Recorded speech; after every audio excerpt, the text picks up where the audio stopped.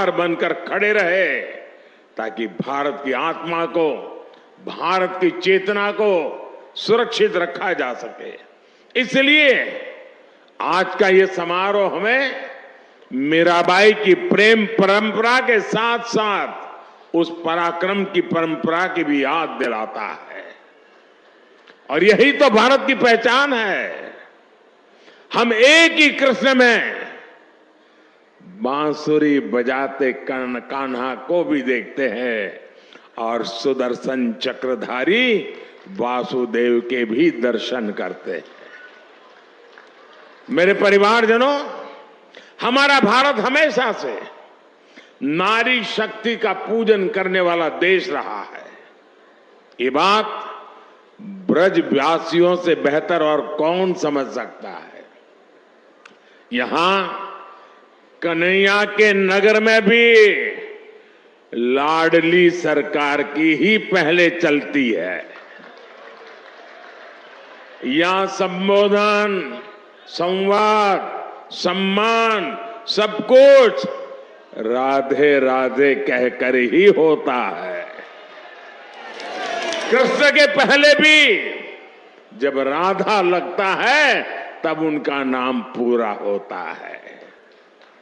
इसलिए हमारे देश में महिलाओं ने हमेशा जिम्मेदारियां भी उठाई हैं और समाज का लगातार मार्गदर्शन भी किया है। मीराबाई जी इसका भी एक प्रखर उदाहरण रही है। मीराबाई जी ने कहा था,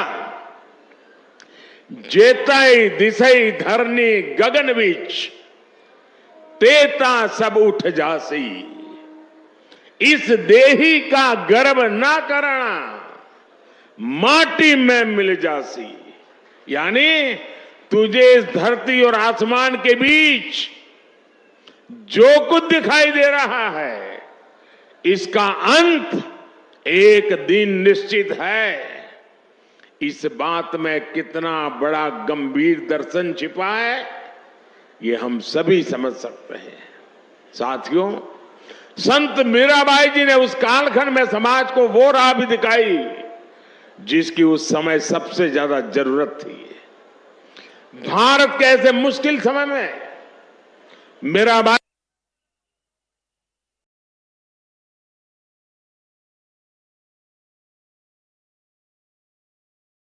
जैसी संत ने दिखाया कि नारी का आत्मबल पूरे संसार को दिशा देने का सामर्थ्य रखता है।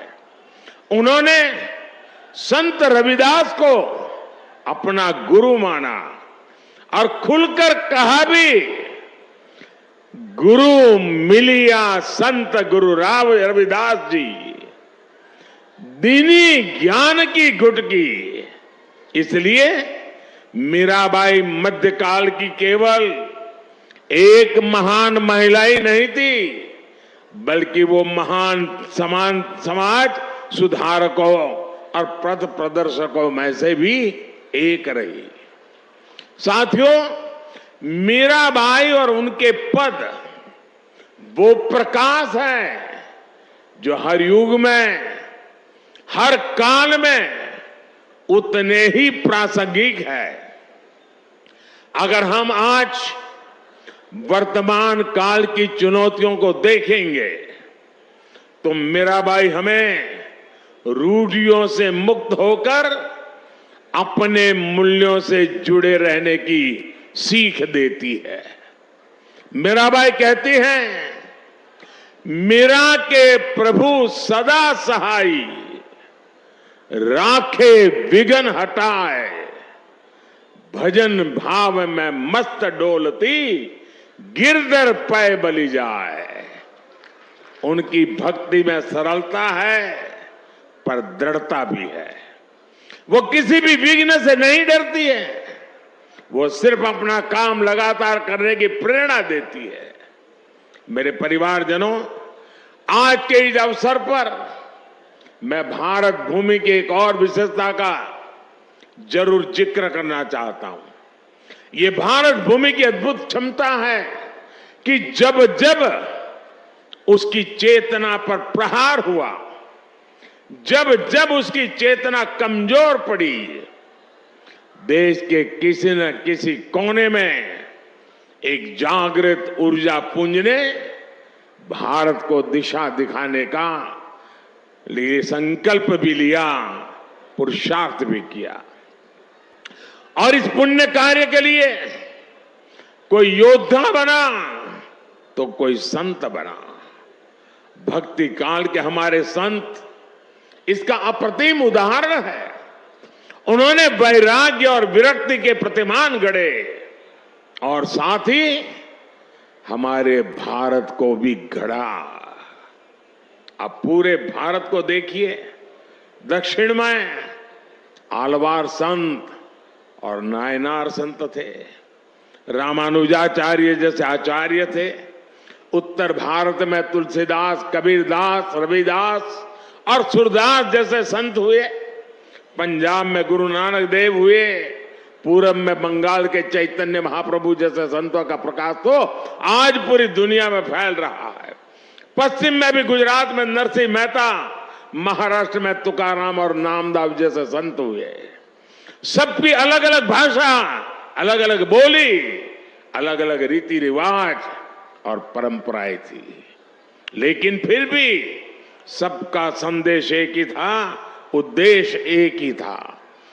देश के अलग अलग क्षेत्रों से भक्ति और ज्ञान की जो धाराएं निकली, उन्होंने एक साथ मिलकर पूरे भारत को जोड़ दिया।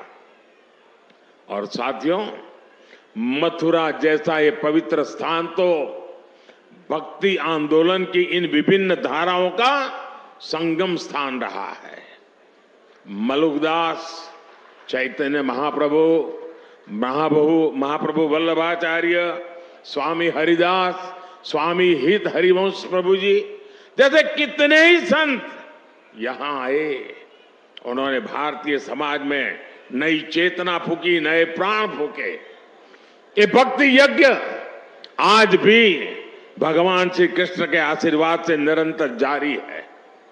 मेरे परिवारजनों, व्रत के बारे में हमारे संतों ने कहा है, वृंदावन सो वन नहीं, नंद गांव सा गांव, बंसी वट सो वट नहीं, कृष्ण नाम सो गांव। अर्थात वृंदावन जैसा पवित्र वन कहीं और नहीं है, नंदगांव जैसा पवित्र गांव नहीं है, यहां के बंशी वट जैसा वट नहीं है, और कृष्ण के नाम जैसा कल्याणकारी नाम नहीं है। ये व्रत क्षेत्र भक्ति और प्रेम की भूमि तो है ही, ये हमारे साहित्य, संगीत, संस्कृति और सभ्यता का भी केंद्र रहा है। इस क्षेत्र ने मुश्किल से मुश्किल समय में भी देश को संभाले रखा, लेकिन जब देश आजाद हुआ तो जो महत्व इस पवित्र तीर्थ को मिलना चाहिए था, दुर्भाग्य से वो नहीं हुआ। जो लोग भारत को उसके अतीत से काटना चाहते थे, जो लोग भारत की संस्कृति से, उसकी आध्यात्मिक पहचान से विरक्त थे, वो आजादी के बाद भी गुलामी की मानसिकता नहीं त्याग पाए। उन्होंने ब्रज भूमि को भी विकास से वंचित रखा।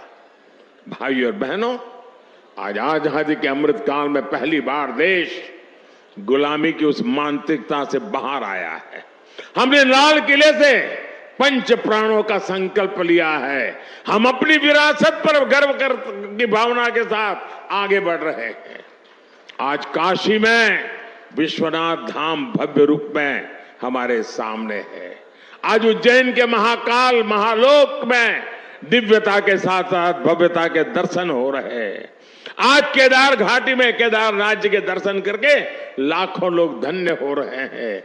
और अब तो अयोध्या में भगवान श्री राम के मंदिर के लोकार्पण की तिथि भी आ गई है। मथुरा और ब्रज भी विकास की दौड़ में अब पीछे नहीं रहेंगे। वो दिन दूर नहीं जब ब्रज क्षेत्र में भी भगवान के दर्शन और भी दिव्यता के साथ होंगे। मुझे खुशी है कि ब्रज के विकास के लिए उत्तर प्रदेश ब्रज तीर्थ विकास परिषद की स्थापना की गई है। ये परिषद श्रद्धालुओं की सुविधा और तीर्थ के विकास के लिए बहुत से काम कर रही है।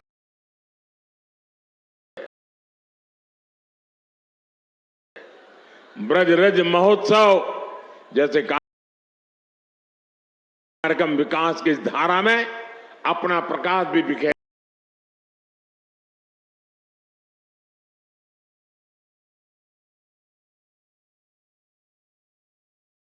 रही है। साथियों, ये पूरा क्षेत्र कान्हा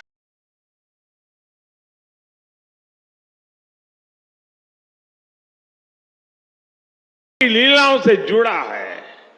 मथुरा, वृंदावन, भरतपुर, करौली, आगरा, फिरोजाबाद, कासगंज, पलवल, बल्लभगढ़ जैसे इलाके अलग अलग राज्य में आते हैं।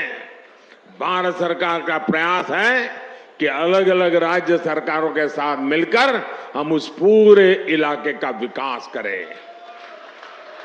साथियों, ब्रज क्षेत्र में देश में हो रहे हैं बदलाव, ये विकास केवल व्यवस्था का बदलाव नहीं है, ये हमारे राज्य के बदलते स्वरूप का, उसकी पुनर्जागृत होती चेतना का प्रतीक है।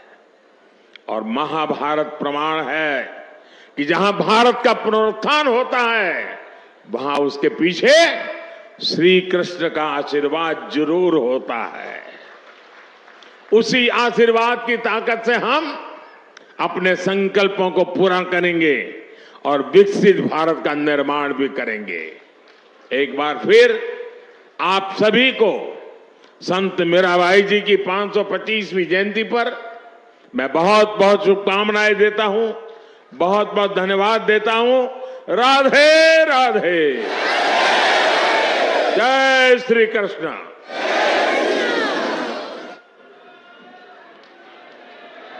बहुत बहुत आभार माननीय प्रधानमंत्री श्री नरेंद्र मोदी जी का। इन तमाम व्यस्तताओं के बीच भी समय निकालकर आज के इस कार्यक्रम में आपका शुभागमन हुआ है, यह हम सब के लिए सौभाग्य की बात है। देवी सज्जनों, आपसे ये बता दें, आप प्लीज अपने स्थान पर ही बैठें, कृपया विराजें अपने